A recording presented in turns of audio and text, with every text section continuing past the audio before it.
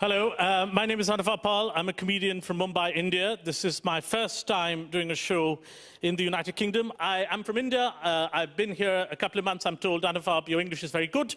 You're very comprehensible. Now, here's the thing. I did not want my English to be very good.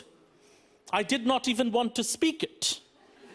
But 250 years ago, some British people came over to India and told us, speak like this. This is a better language. And we said, all right. We were quite impressed. You had wigs, you were cross-dressing, it was good.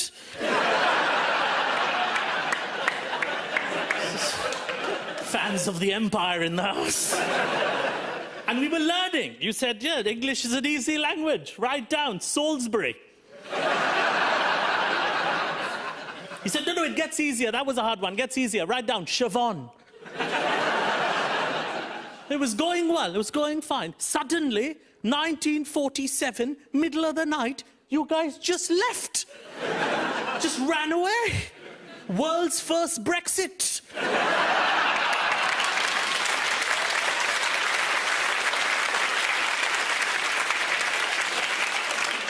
Leaving a generation of Indians, like my father, sounding like this. Like a love child of Downton Abbey and a Bangalore call centre.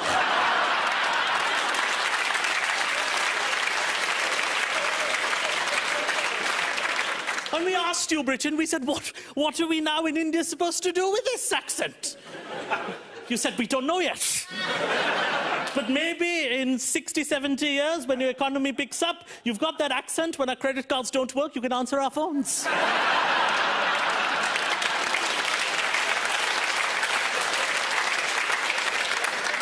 Is that all right, Ramesh, or shall I call you Theodore? It's better.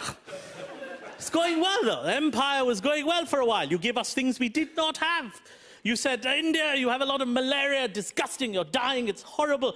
Here, have some gin and tonic. We said, that's not bad, gin and tonic. These people are not bad. It's very nice people, gin and tonic. Then you said, here, have some tea. We're like, oh, this is very nice. This is our tea.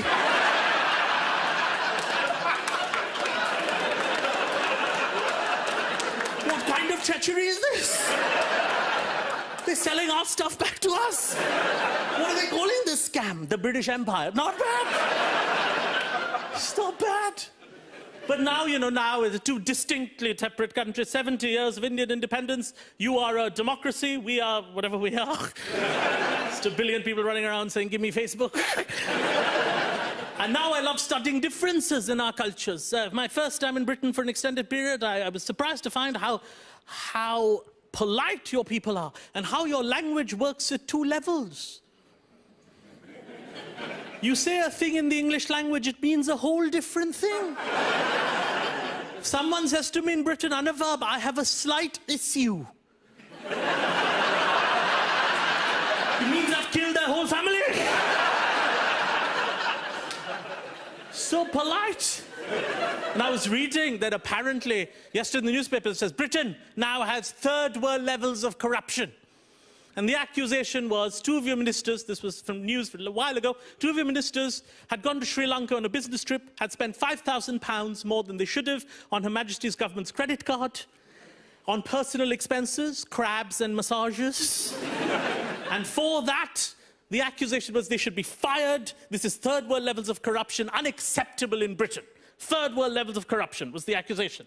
Now, I know a thing or two about corruption where I'm from. It is the only thing we value above integrity.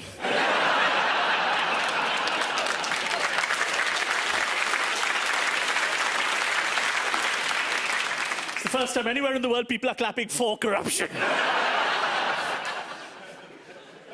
So I read that, and it said, accused of stealing how much? £5,000?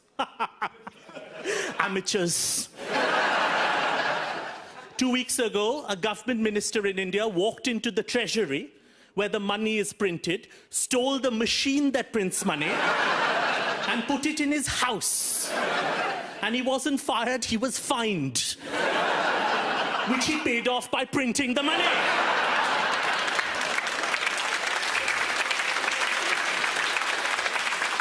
When you get there, Britain, call me.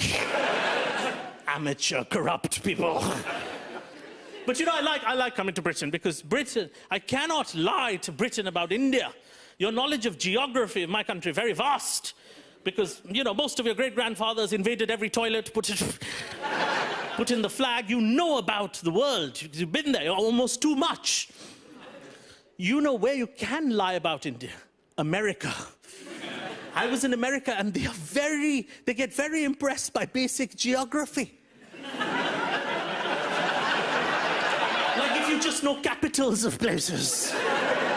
This lady told me, Anuvab, India sounds so fascinating. We're from Ohio, we've never left, but India sounds incredible. What happens over there? What happens? A country of 1 billion people, the Mughal Empire, the British Empire, I could say all of that. But the only thing as an Indian person I value above corruption is being diminutive and treacherous.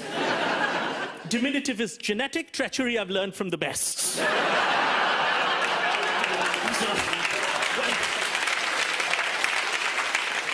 when she said, what happens over there?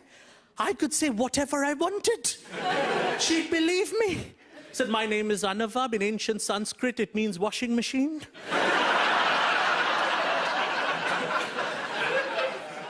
She said, do you guys have like elections in a democratic government? We have a president through elections. You guys have something similar? I said, I don't know what that is, no. No, we don't have any of that.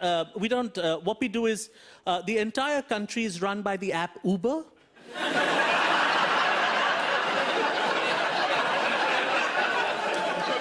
So every time you need a government, you just click on the app, whoever locally volunteers, he's your prime minister.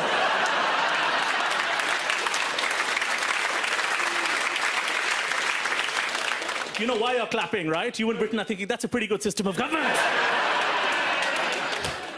Let's open the apps. Who is our prime minister this week? I don't know who's around in SW1. It's like that. It's not a bad system. But she carried on. They were lovely, though, in America. You see, because I think some cultures think certain things are specific to their country, whereas most things are now universal and global. You know, I live in New India now. New India. 1 billion people, 800 million of them under the age of 30, all wanting to work for Google. It's like living inside a search engine. Everybody's young, they're all millennials. And millennial Indian people, they don't have real names anymore. Indian names derive from Sanskrit. Abhishek, Rajiv, derived from Sanskrit. Now it's just noises. Black, blue, flat white, vision.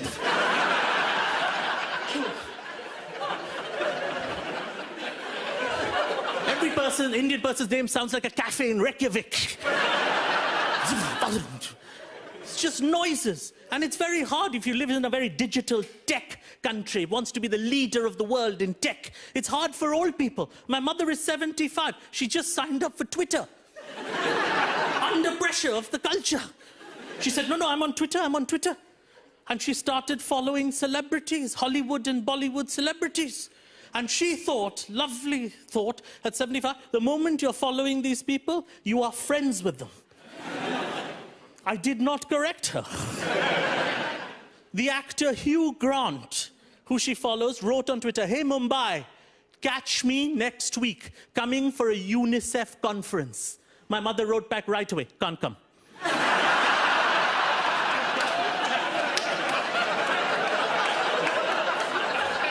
Busy. Change the date, Hugh. Fantastic. But before I leave you, I have to tell you this. This is my first time in Britain, and I'm quite taken. Before I left, my wife said, listen, you're very fat. You're going to be an embarrassment to all of India. Go for yoga. Try and lose some weight, go for yoga. Now, here's the thing. I went to a yoga clinic in Mumbai. And here's the thing. I've realized when I come here how much yoga has become our greatest export. And I have to tell you this, London, yoga was not invented in an espresso shop in Shoreditch. Yoga was invented in 4 BC when accidentally an old Indian man found his right leg on the back of his head.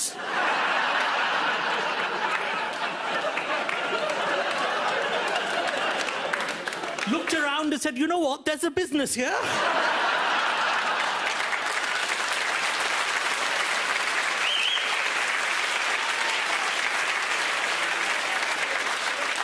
But my yoga, this is how global the world is, but my yoga teacher in Mumbai, where we invented the thing, was a British lady. We outsourced it to you, you outsourced it back. Her name was Emma. She said, none of you Indian husbands are fat. The class was filled with fat, obese husbands. All walking around going, your wife sent you. You're fat. You're disgusting. And she said, none of you are fat. All your wives are body shaming you. We said, okay, we're not fat. What are we? She said, you are oysters in a beautiful ocean. And what you have is not a belly, but a covering to hide the pearl inside you, you beautiful oyster. And we said, this is how they conquered India. Ladies and gentlemen, you've been fantastic very much.